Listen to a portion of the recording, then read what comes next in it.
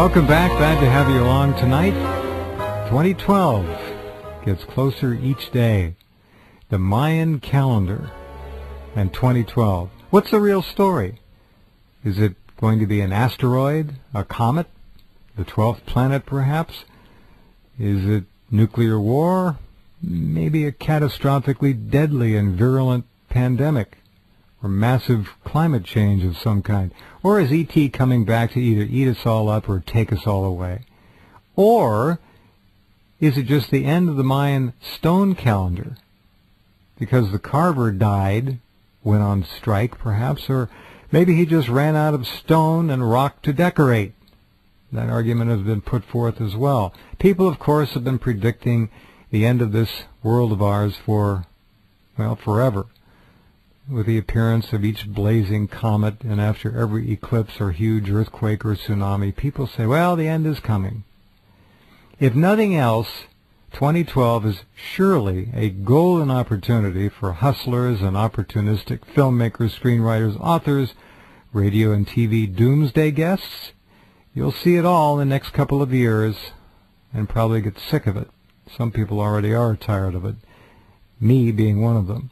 In any case, it won't be too long until we find out what's going to happen. Nobody really knows, apparently. Or maybe someone does.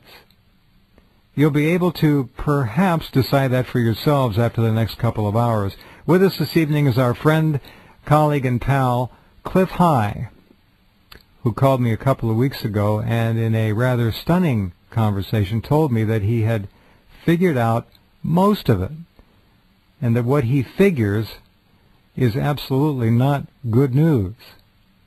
So let's welcome back Mr. HalfPastHuman.com and lay out this 7-course meal of what appears to be a very unpleasant 2012 forecast. Good evening, Pie Meister.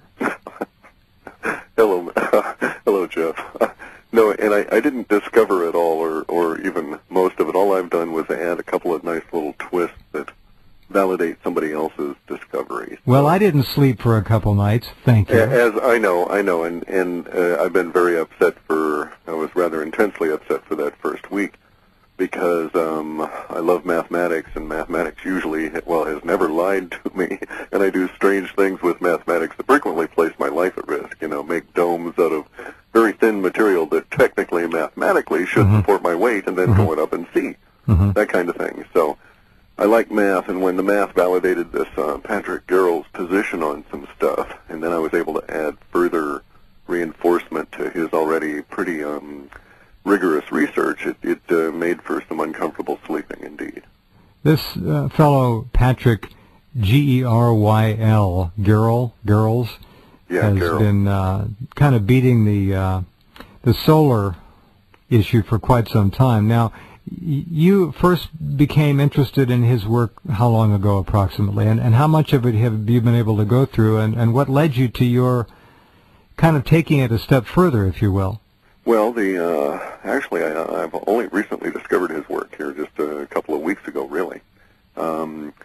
But some of the stuff that I've been doing since 1997 that actually got me started on my current path was related to the sun and disease, and the two words in combination as though the sun were ill, showing up in our data sets way back in 1997 before I had a clue as to what I was looking at. What were the two words again?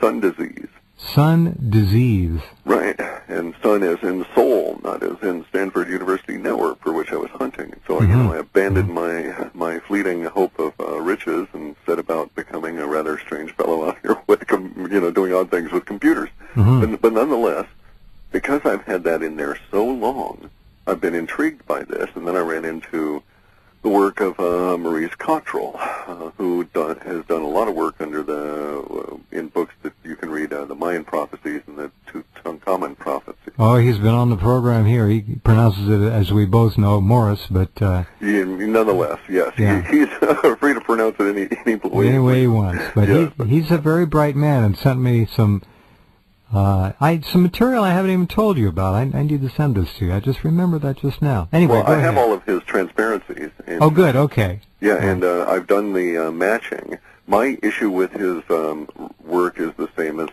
Patrick's, that there's a number of significant faults in there, and that Mr. Cottrell, I believe, is somewhat short-sighted simply and is blinded by a religious perspective.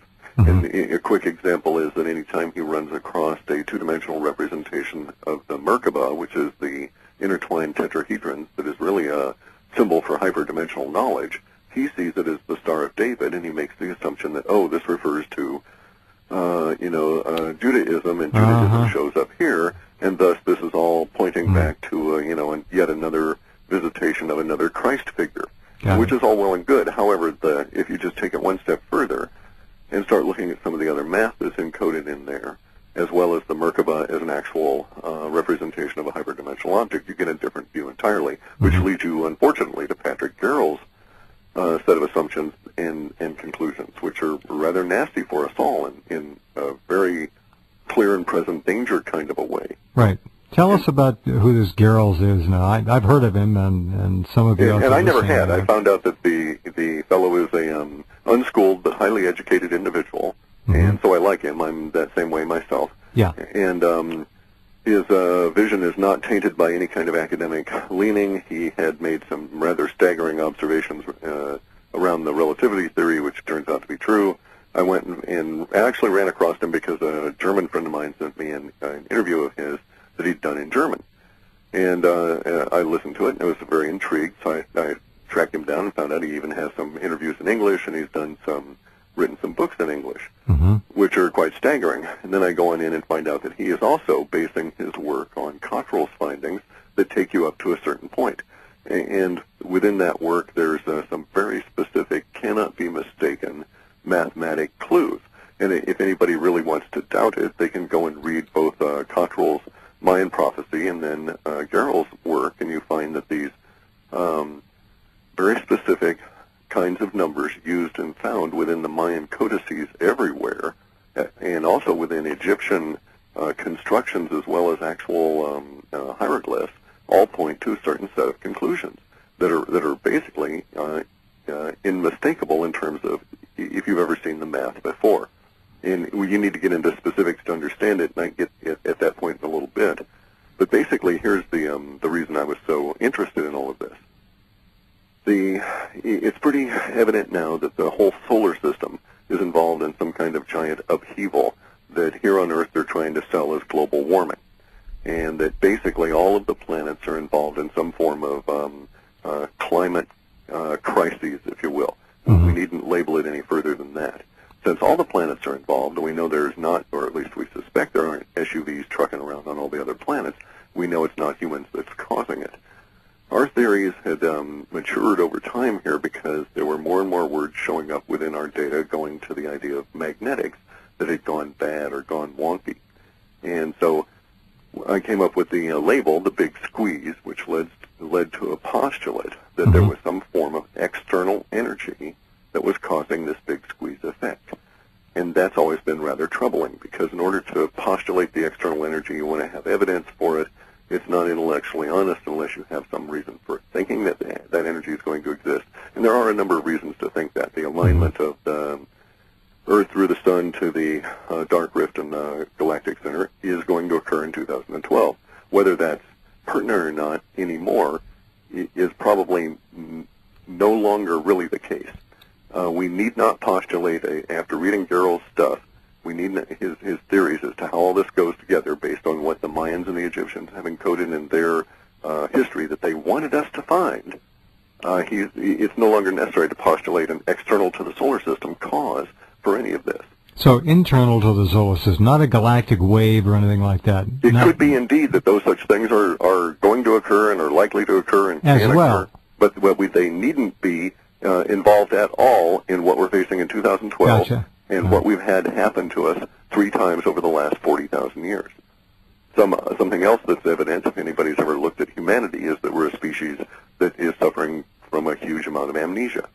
That, we could not be where we are now if our species had only matured and existed as, near ape descendants 40,000 years ago. Right. Hogwash. Plus, there's out-of-place artifacts that show, modern Homo sapiens that are 8 million years old that could not have been found in any other way except placed there 8 million years ago, this kind of thing. Prodigious numbers of them all over the place. So there's just no point in going into details, and anybody who wants to can read Graham Hancock and some of these other people who just will give you volumes of information and just stun you with the sheer amount of evidence. Well, Michael Cremo's Hidden History of the Human Race is... The evolution, yeah. Of course, of course.